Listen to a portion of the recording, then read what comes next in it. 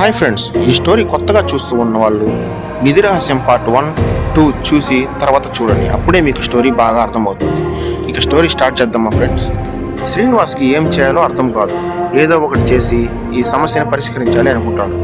ఆ రోజు రాత్రి 11 గంటల సమయంలో ఊరి వాళ్ళు పడుకున్నాక శ్రీనివాస్ కొన్ని సీసీ కెమెరాలు తీసుకుని ఆ శివాలయం దగ్గర ఎవరికీ కనపడకుండా పెడతాడు. మరుసటి రోజు ఉదయం తన టీంను తీసుకుని వెళ్ళిపోతాడు.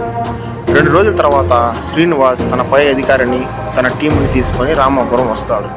ఆ ఊరి ప్రజలు అతని దగ్గరికి వచ్చి అడుగుతారు, ఎందుకు సార్ వెళ్ళిపోయారు, సమస్యను పరిష్కరిస్తారా లేదా అనేసి.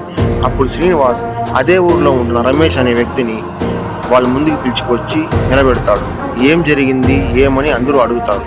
అప్పుడు శ్రీనివాస్ ఇతనే ఈ హత్యలకు అన్నిటికీ కారణం, శివాలయం దగ్గరికి వెళ్తున్న వాళ్ళని చంపింది ఇతనే, గవర్నమెంట్ ఆఫీసర్ని చంపింది ఇతనే అని చెప్తారు.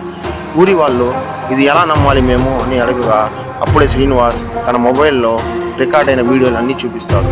అప్పుడు గ్రామ ప్రజలకి అందరికీ అర్థమైపోతుంది రమేష్ ఈ హత్యలన్నిటికీ కారణం అనేసి. వెంటనే తనని చంపేయండి అని చెప్తారు. కానీ శ్రీనివాస్ రమేష్ని తన పై అధికారికి అప్పగించి ఈ కేసుని సాల్వ్ చేసినందుకు ఊరి ప్రజలు శ్రీనివాస్ని అభినందిస్తారు.